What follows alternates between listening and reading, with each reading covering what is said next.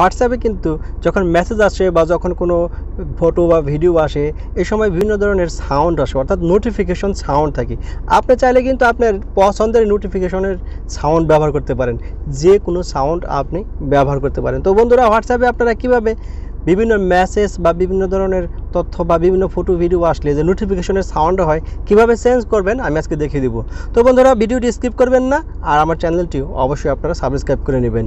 তো এইটা করার জন্য আপনারা প্রথমে হোয়াটসঅ্যাপে প্রবেশ করবেন। হোয়াটসঅ্যাপে প্রবেশ করার পরে আপনারা দেখেন রাইট সাইডে 3 ডট অপশন আছে, আপনারা এই 3 ডট অপশনে টাচ করবেন। এখানে টাচ করার পরে দেখবেন একটা অপশন আসছে সেটিং, আপনারা এই সেটিং অপশনে টাচ করবেন। সেটিং অপশনে টাচ করার পরে এখানে দেখবেন একটা অপশন আসছে নোটিফিকেশন অপশন বলে, আপনারা এখানে টাচ করবেন। টাচ করার পরে দেখবেন এখানে লেখা আছে নোটিফিকেশন টোন।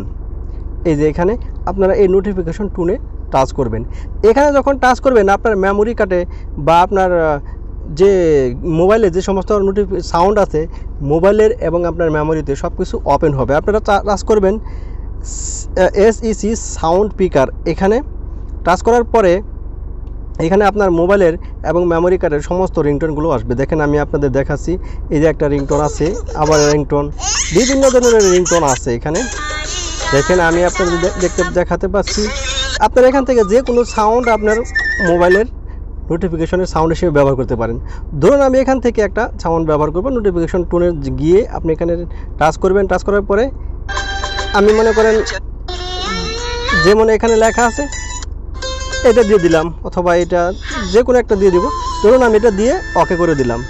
ওকে করে দেওয়ার পরে আমার নোটিফিকেশনে যদি কেউ কোনো কিছু পাঠায় আমার এই নোটিফিকেশনটা বেজে উঠবে। তো বন্ধুরা, ছোট্ট একটা ভিডিও, এই ভিডিওতে দেখালাম কীভাবে আপনারা আপনাদের নোটিফিকেশনের জন্য আলাদা রিংটোন ব্যবহার করবেন। সবাই ভালো থাকবেন, দেখা হবে পরবর্তী কোনো ভিডিওতে। আল্লাহ হাফেজ।